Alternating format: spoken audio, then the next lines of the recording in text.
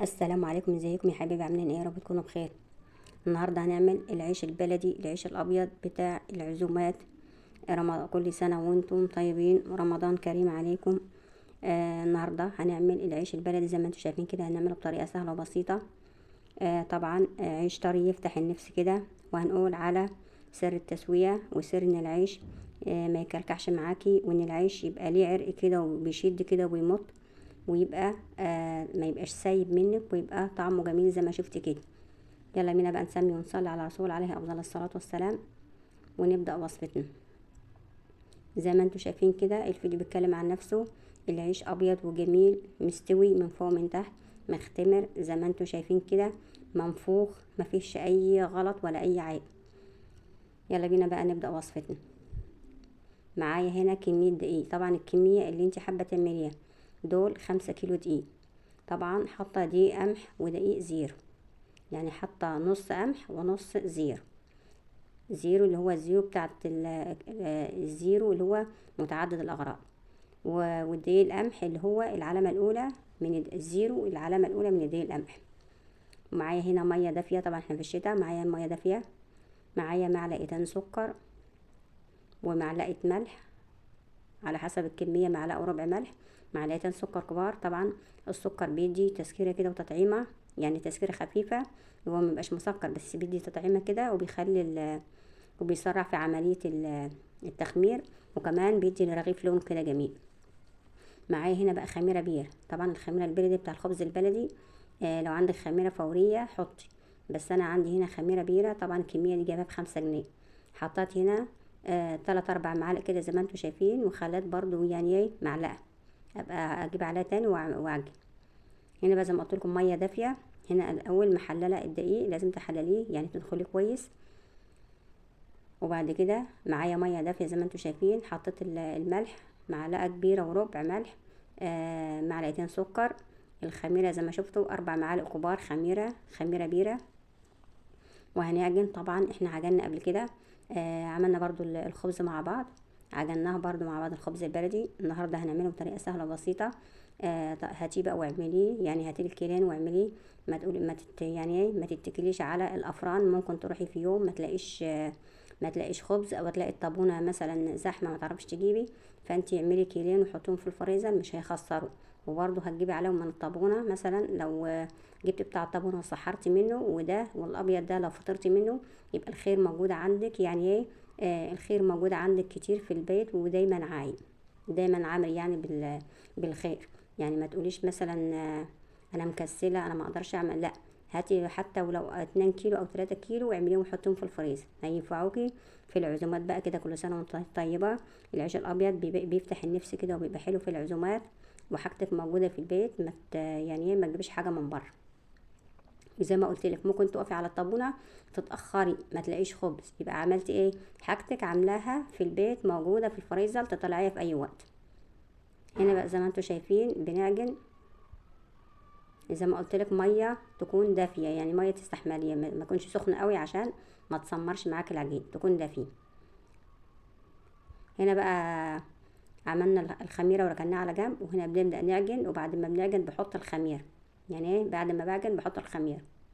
طبعا لازم تعجني العجينه كويس زي ما انت شايفه كده، عجنيها كويس عشان تديكي. يبقى هنا السر في مطة العيش زي ما شفت في اول الفيديو كده، واللون الجميل اللي انتوا شايفينه. يعني ايه، العيش مش مفقفع معانا، لا، العيش مستوي جميل. اول هام ان هو معجون كويس، تاني هام مختمر كويس. يبقى لازم تعجني كويس، تدلكي العجين، يعني تحط شويه ميه كده، ما تربيش يعني العجين، عشان لو اللقمه معاكي سايبه، يعني لو اللقمه سايبه من بعضيها، يبقى معنى كده ان انت ما عجنتيش العجينه كويس. يعني ربيتي بمعنى اصح ان انت ربطيها بس بايدك كده، ما دلكتيهاش كويس، ما خدمتيهاش كويس.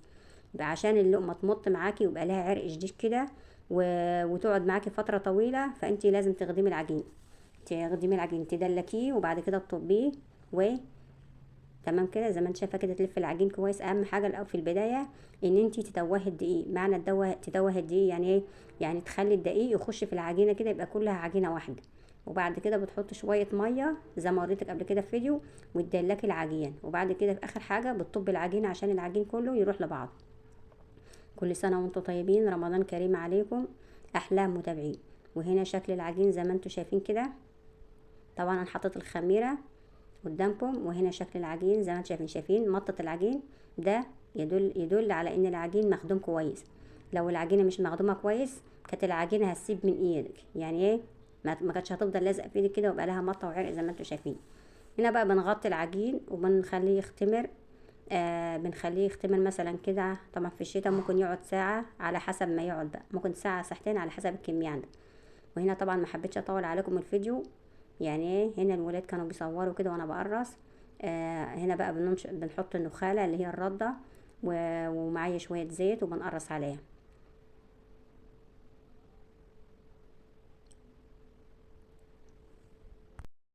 وهنا بقى طبعا بنخبز زي ما انتم شايفين. بنلقط الرغيف على المطرحه، وبعد كده بنخبزه ونرميه في الفرن زي ما انتم شايفين كده. الخبز مقلي من فوق ومن تحت، شايفين، منفوخ ومستوي من فوق ومن تحت. دي دليل على ان العجينه مخدومه كويس، مختمر كويس. لو العجينه مش مختمره او العجينه بايظه هتلاقي الرغيف معاكي مكتوم ملزق.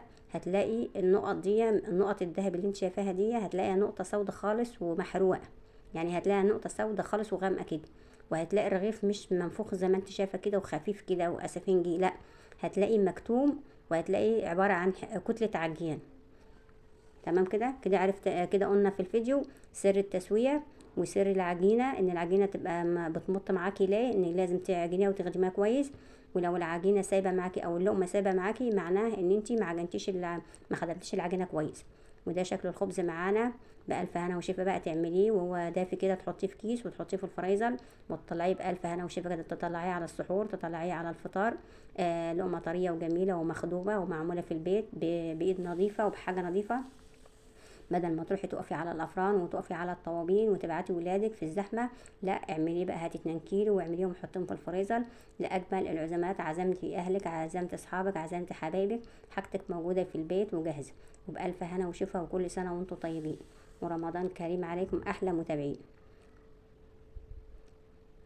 لو عجبك بقى الفيديو بالله عليك ما تبخليش عليا باللايك والاشتراك، وتفعيل زر الجرس عشان يوصلكم مني كل وصفه جديده. وبالف هنا وشفا. السلام عليكم ورحمة الله وبركاته. يلا قومي بقى جربي الوصف، حتى لو في 2 كيلو، يعني لو في 2 كيلو كده مش هتخسري حاجة. جربيهم وحطهم واعمليهم وحطيهم في الفريزر. انا متأكدة ان انتي لو سمعت الفيديو الاخر هتعملي احلى من كده، يعني هتعملي الخبزة احلى من ده 100 مرة، انا متأكدة. وقولي لي رأيك كده واكتبي لي رأيك في التعليقات. عملتيه زيي ولا احلى؟ انا متأكدة انك هتعملي احلى مني بكتير. بألف هنا وشفا.